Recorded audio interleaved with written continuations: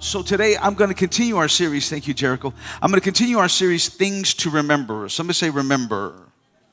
Things to remember. What we've been talking about is how to prevent failure or to recognize things that bring us down. Somebody say failure. My hope today is to be able to give you another piece in the segment of how to notice things before they come. Because we don't want to look at them after. We want to catch them before, right? And some of the greatest lessons you will ever learn in life come from failure. And so I want to share some things the last couple of weeks we've shared today. I want to talk about more. Can you say that with me? Say more. Yeah, more. How many of you have the more problem? Nobody? I'm the only one who struggles with more. Nothing tastes better after one donut than, come on somebody, more, right? Nothing feels better than 5 days of vacation except for more, right? Nothing feels better than $100 except, oh man, I'm preaching to the choir today. Nobody, you ain't gonna say nothing today, right? Nobody has the more problem. Come on, nothing feels better than one boat except for, nothing feels better than a 3-bedroom house except for, come on somebody, we love more. Look at your neighbor, go more. The great thing about that is that God's word wants us to have more. It's God's blessing to our lives to have more. There's nothing wrong with having a boat or 2. There's nothing wrong with having a house or 2 or 3 bedrooms or 5 bedrooms. Come on, somebody. 2 or 3 cars. There's nothing wrong with more or more or more. The problem is how we pursue more. And if I can today, I want to introduce a term to you that I think would serve us well in our pursuit of Christ, our pursuit of business, our pursuit of family, and whatever else or whatever other endeavor you would feel to pursue in life. I want to talk to you about the undisciplined pursuit of more. The undisciplined pursuit of more. There's nothing wrong with having more. How you pursue more is more important than the more you get. Did I lose you? How you pursue more is more important than the more you get. So we're going to talk about a few things today. I'm going to be referencing Philippians chapter 4, verse 12. I'll also be referencing chapter 3, verse 19, and so forth. But I do want to read, if I may, for your hearing, Matthew chapter 25. Somebody say 25.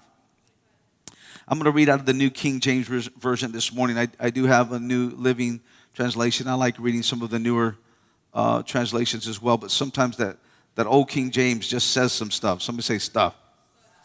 Matthew 25, I'm going to start reading in verse 1. Story most of you are familiar with. It says this, but of the day and hour, oh no, that's not it. 25. Then the kingdom of heaven shall be likened unto 10 virgins who took their lamps and went out to meet the bridegroom. Now 5 of them were wise and 5 of them were foolish. Look at your neighbor, go, not so much. Yeah, not so much. They were foolish. Those who were foolish took their lamps and took no oil with them, but the wise took oil with their vessels and with their lamps. But while the bridegroom was delayed, they all slumbered and slept. And at midnight, a cry was heard. Somebody say midnight. Behold, the bridegroom is coming, go out and meet him. And then all the virgins arose and trimmed their lamps. And the foolish said to the wise, give us some of your oil, for our lamps are going out. But the wise answered, saying, no, lest there should not be enough for us and you, but go rather to those who sell and buy for yourself. Look at your neighbor and say, go get some for you. And while they went to buy, the bridegroom came, and those who were ready went in with him and to the wedding, and the door was shut. Afterwards, the virgins came also, saying, Lord, Lord, open to us. But he answered and said, assuredly, I say to you, I don't know you. Watch, therefore. Look at your neighbor and say, watch. Watch, therefore, for you neither know the day nor the hour which the Son of Man is coming. I don't know about you, but, we're celebrating graduation. Everybody say graduation. And it's a real pretty thing. A lot of preparation has gone into graduation. Another thing we're celebrating, or I think a great celebration in one's life, is a wedding. Anybody here ever been married? Yeah, anybody here, the preparation for marriage almost end your marriage before the marriage started? Am I the only one? It was 3 months of nightmare. Come on, somebody. What color? I don't know. How are you going to be involved? How do you want me involved? Well, I say something, then that wasn't the right thing. I don't even know, man. It's hard on us fellas, ladies. What more amazing event in life than an amazing wedding? Somebody say a wedding. Here we have a story where these 10 ladies are preparing for their marriage. They're preparing to take the next step in life. They're going to the next level in life. And they got all their stuff together. They went over to Macy's and got Mac. Come on, somebody. They got the new Chanel. Somebody like, Channel what? The new Chanel, right? They got the new cologne, the new perfume, they got the new makeup, they got the gown, they got the dress with the frillies, and they did the whole, God, this is my dress, but don't be like mine. You don't copy me, you get you, because, oh my God, she got the same, I'm getting another one. They went through all that nonsense, right? But they're getting ready for the wedding. Somebody say the wedding.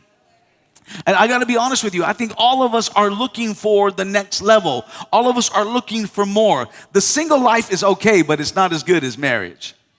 And I know today's stigma, oh man, marriage is horrible. No, marriage is what you make it. If your marriage is bad, it's because you're bad. Awful quiet. You may be a bad picker. Maybe you picked the wrong one. I don't know. It wasn't me, it was her, it was him. I don't know, but it was your marriage and you're in the marriage. And marriage is beautiful, it's wonderful, it's more. You know, when I was dating Teresa, I got a phone call, but I wanted more. Got to hold her hand, but I wanted more. I'm the only one, right? I got to kiss her one time and it was good, but I wanted. Marriage is more. And there's something really amazing about the pursuit of more, right? How are you pursuing more? Here's what we notice about these women's pursuit. They had all the exterior stuff, but they forgot the oil for their lamp. And this is really important because in the greater scheme of things, what you do internally is more important than what you do externally. You could have the nice tent, you could have the nice clothes, you could have the nice perfume, but if you don't have the personal oil to light your lamp, you're going to find yourself in pursuit but not prepared. Does that make sense? So a lot of the problem that we face today, and just kind of bear with me today, whether you're a business owner, whether you're in a marriage, most people aren't prepared for the more that God wants to give you. They're just not. We're not prepared when God gives us the opportunity of growth and multiplication. What winds up happening is the blessing becomes a cursing to us. God gives you a husband, God gives you a wife, and it turns out to a bad situation. That's not because people are not inherently bad. We're good people. What most of us don't know is how to work relationships. Everybody says, man, I want to leave Yakima. Everybody in Yakima is poor. Hold on. Somebody's building $1 million houses up the road. And they're making money in Yakima. Why aren't we making money in Yakima? Is it Yakima? Or is it how you're pursuing more? Because how we pursue more will determine, number one, if we arrive to the blessing, but number two, how we can sustain the blessing. Sometimes getting too much too quick is not good for us. Come on, somebody. I'm glad we spaced our kids. We had 3. They're almost 3 years apart. If they came any closer, I'd have choked one of them. Too much for me to handle.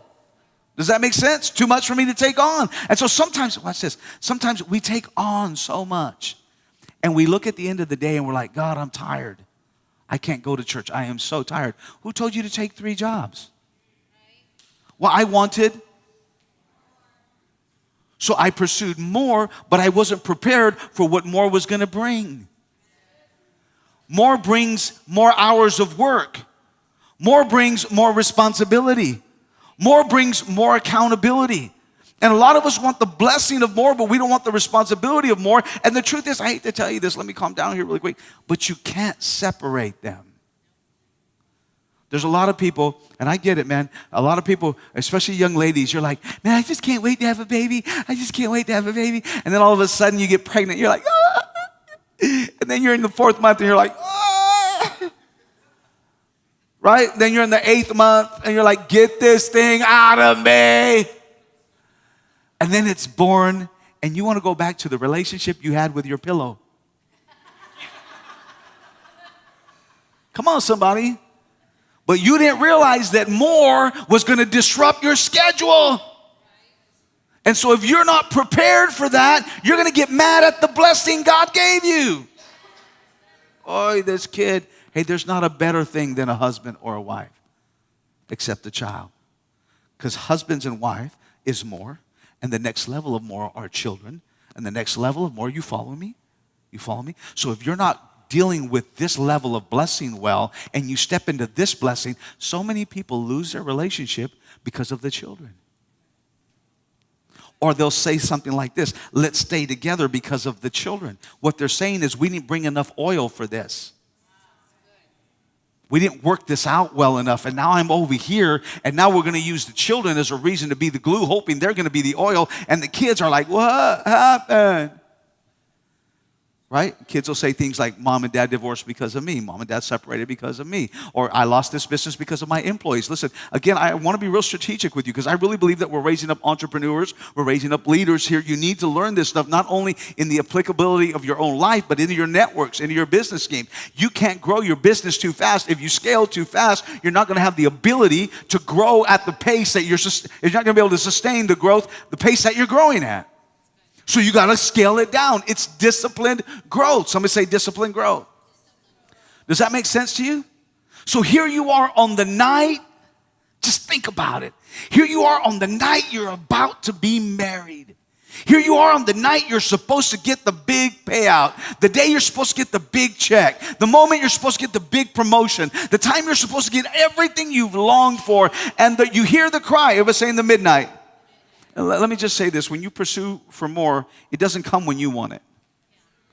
A lot of you give up on business. You give up on your ventures. You give up on your ideas. You quit too early because you wanted to have the cry come out. You wanted the bridegroom to come out at your leisure and at your time. But he's going to come when he comes. And sometimes he comes in the middle of the night when nobody's expecting him.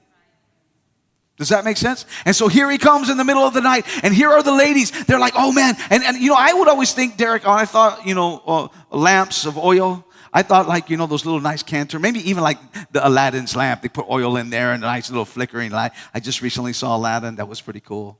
I liked it. That was free plug, okay? And so that's what I thought. But no, when I did my research, it was like even older than that.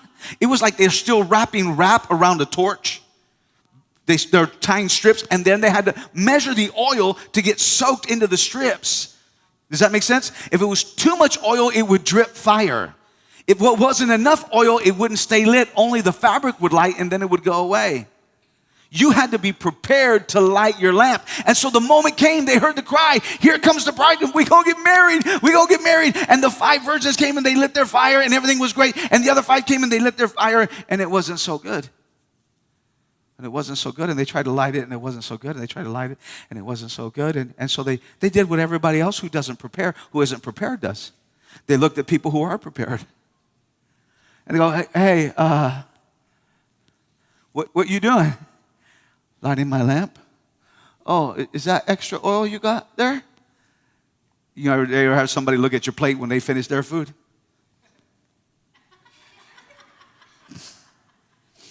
Is that extra oil you got there? Yeah, it is. Yeah, it is. You mind if listen to me. If you are not prepared for the blessing, you're going to find yourself begging where you should be prospering. If you're not prepared for more, you're going to find yourself begging, can I please have some time off? Can I please not go to that?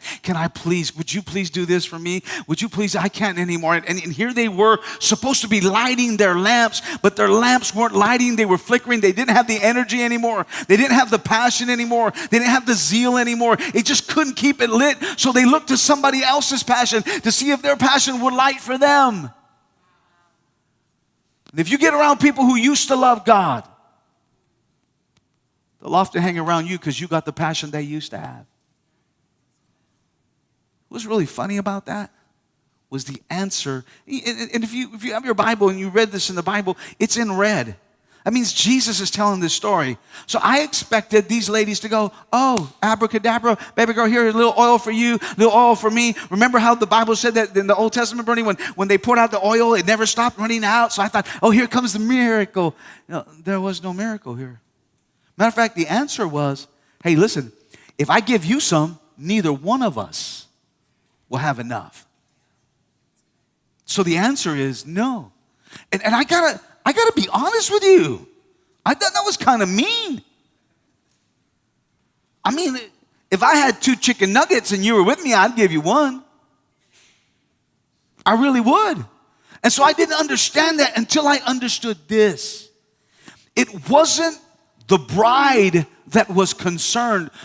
The concern wasn't about the bride. The concern was for the bridegroom.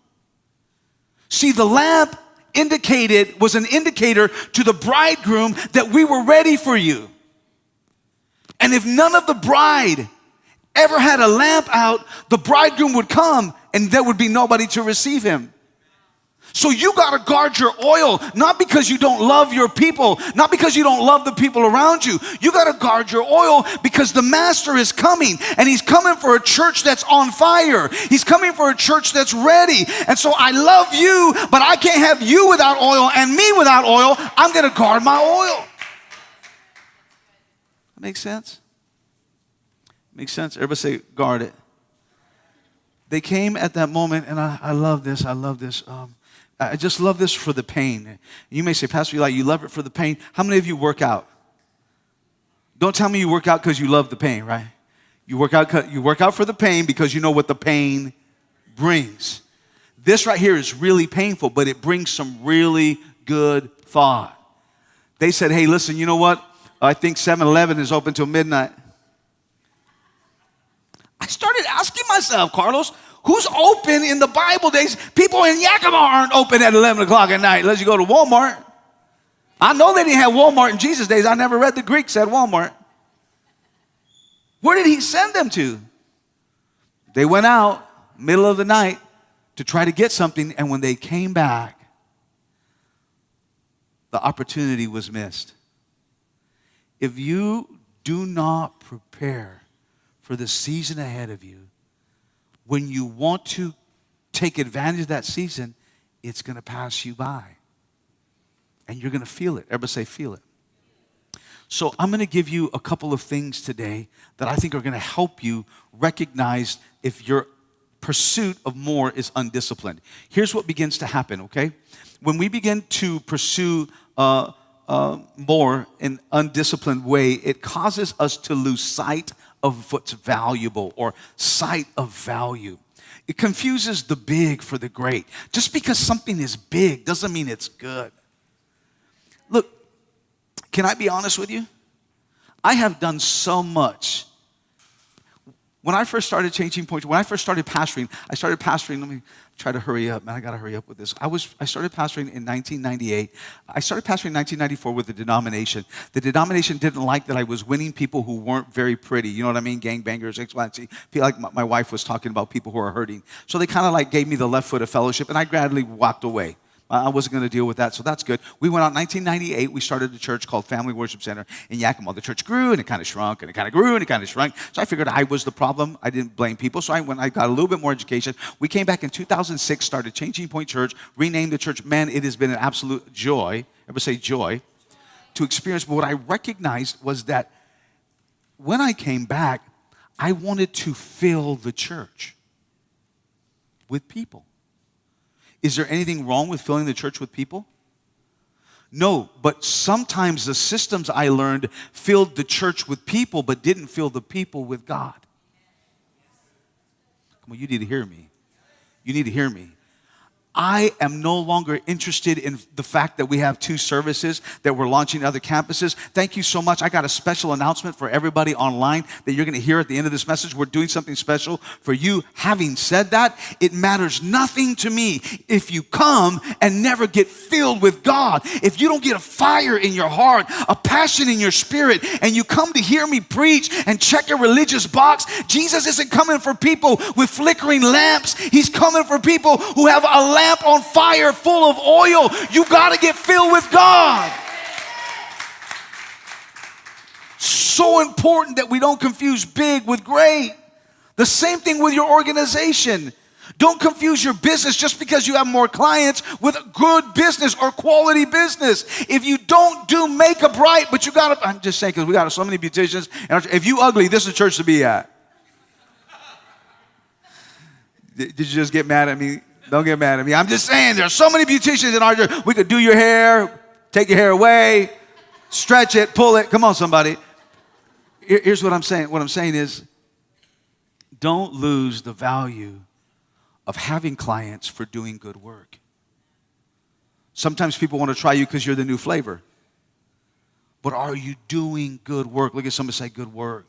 Don't confuse, right? So that's the first thing that happens. We begin to lose sight of value, and we think bigger is greater. Not always the truth. And so there's a second thing that happens is we begin to risk the important unnecessarily.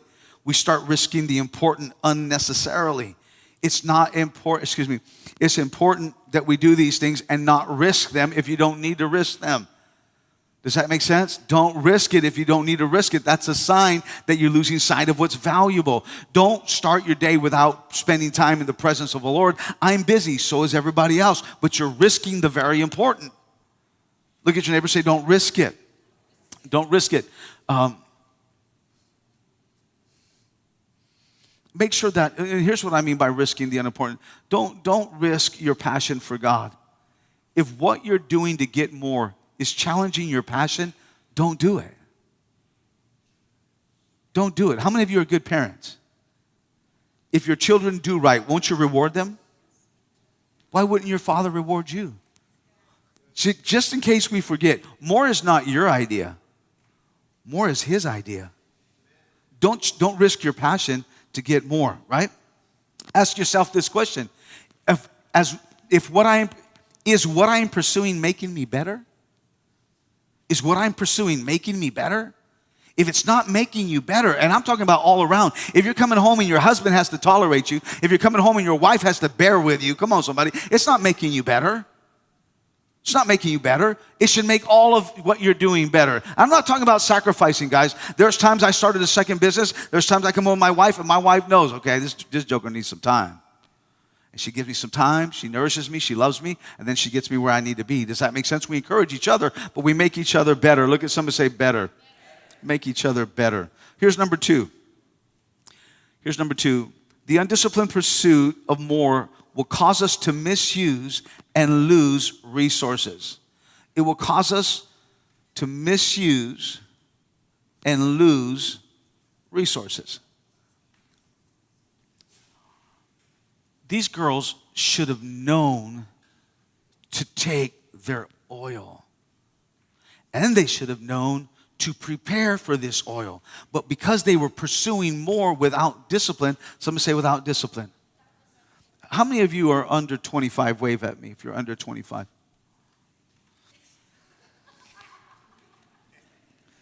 If you're a dad in this place, I'm about to rock your world. I'm about to help you right now.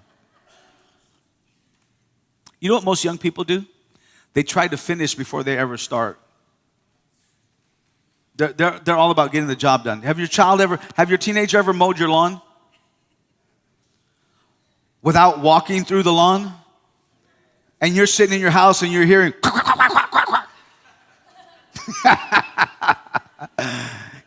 you know why? Because they didn't prepare before they mowed.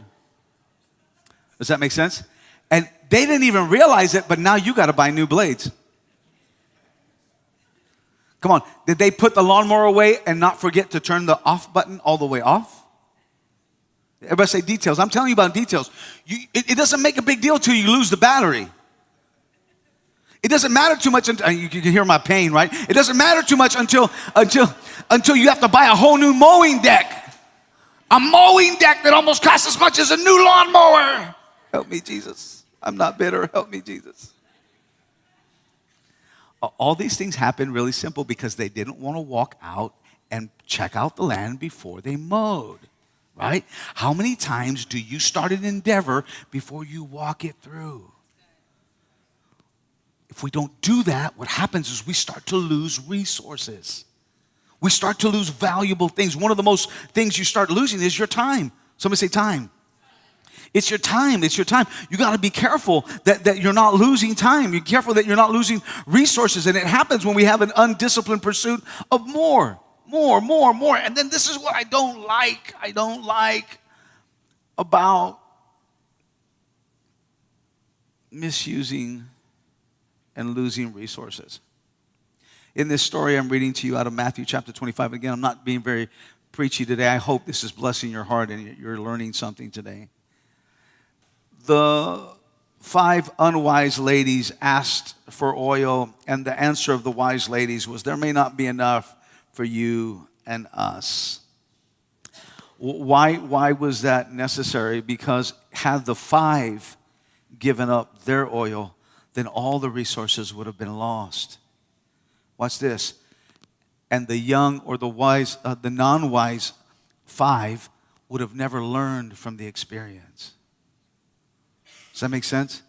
You're trying to save people. You need to let some people go through some stuff. Hey, mama, it's cool when Johnny was 5 and he falls down and skins his knee that you hold him.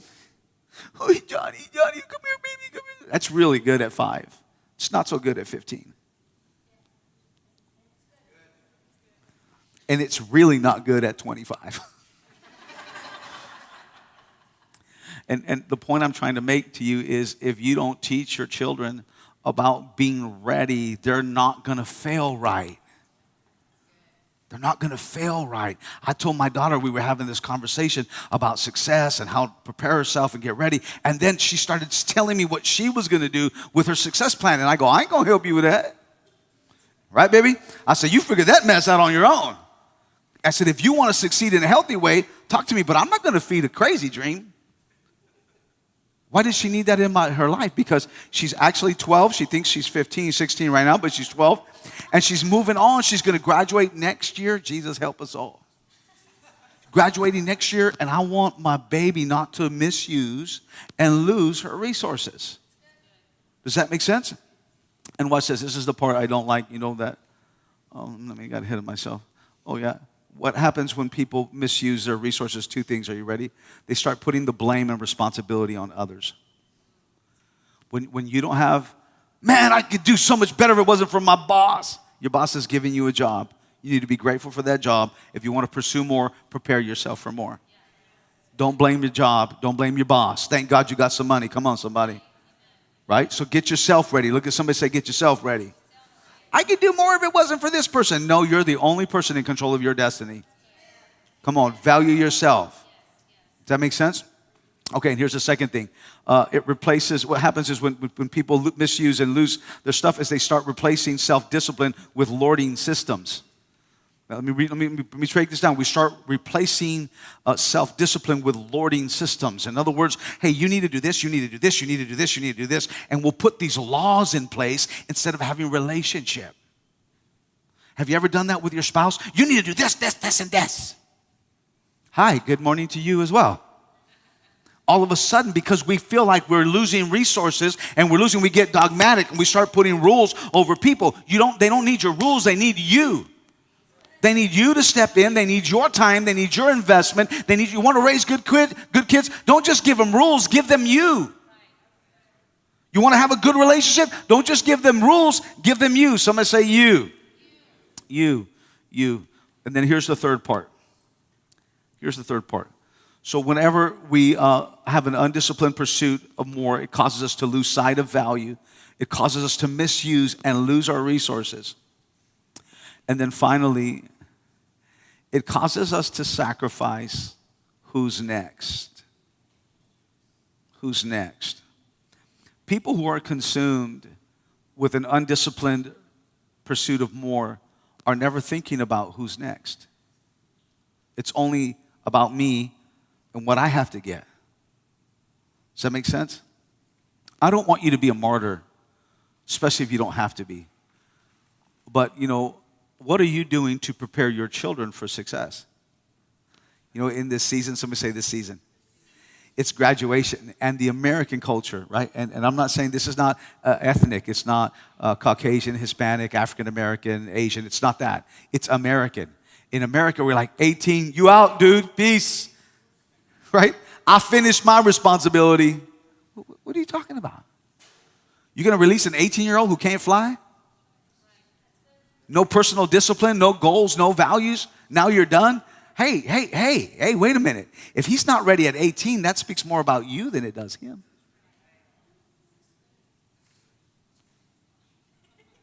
I ain't let you get out on that one. Come on. That's more about us as parents than it is them as children.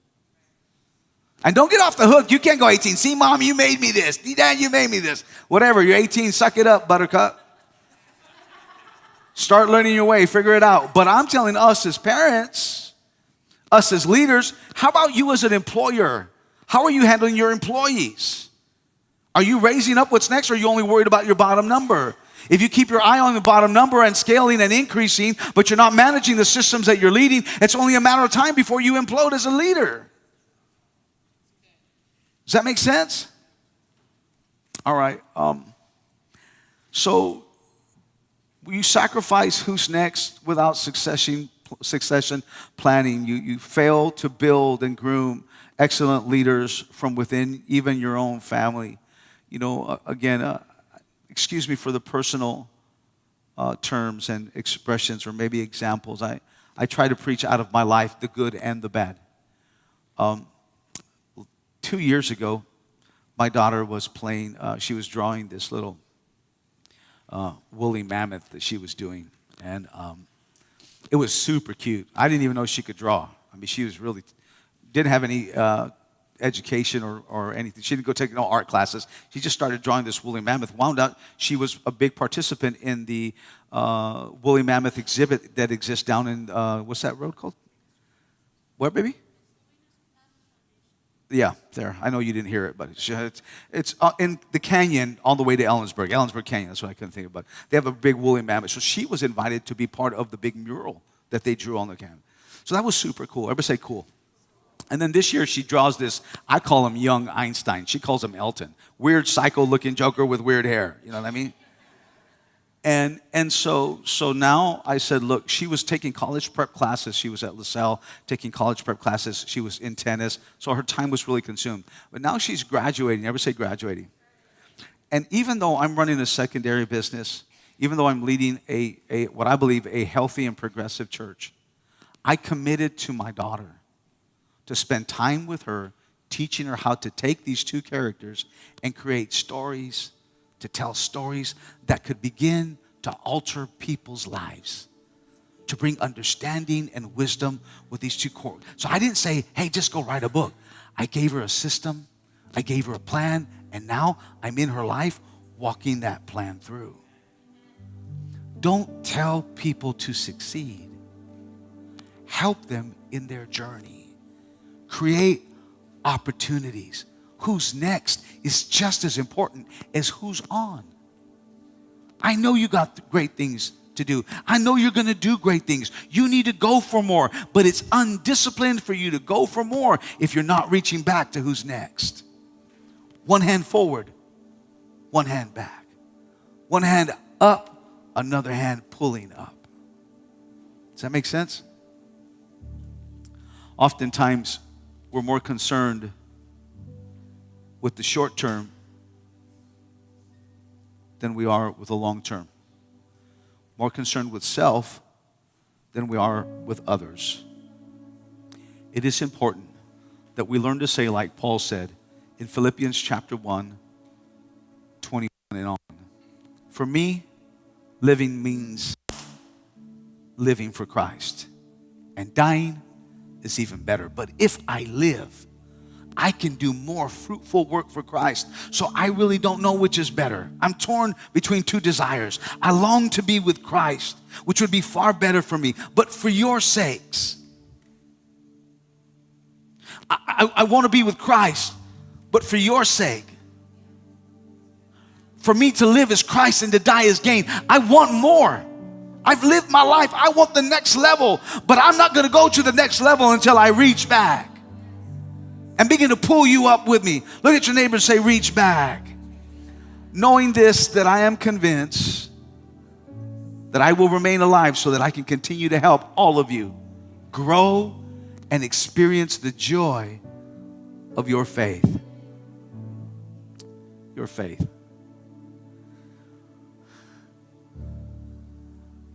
I'm going to end with this verse in Matthew chapter 25, verse 13. Watch, therefore. That's it. Watch, therefore. Watch. Watch that you're reaching for more, but you're maintaining discipline. Watch that you're going to the next level, but you're taking somebody with you. You may say, Eli, why is that important? It's important because nothing we do here is for us. What we do is for the Lord. See, my fire is lit, Pedro, because he's coming. And I don't know when he's going to come. This used to be such a key on the pulpits growing up as a young boy when my dad was pastor. We would always talk about Jesus coming like a thief in the night. He's coming back and no man knows the day and no man knows the hour. But he's coming back. And if you want to live ready for the next level, let this be the primary preparation, or the primary motive for your more. I want more so that I can have enough oil. I want more so that I can be ready when he comes. I don't want him to come and not find me ready. That's why I want to get ready. And so for you today, I'm telling you, don't fail in preparing to get ready for, man, if the clothes aren't washed, be ready for when he comes. If the car didn't get washed, be ready for when he comes. If you didn't get the promotion, be ready when he comes. If you didn't get the marriage, be ready. If you're going through a midnight hour crisis, go through your crisis, but keep one eye towards the hills, because from the eastern sky, Jesus is going to split the sun, and he's going to come for those of us who are ready. He's coming for us who are ready. So whatever you got to do, you do. You do. So that you can be ready.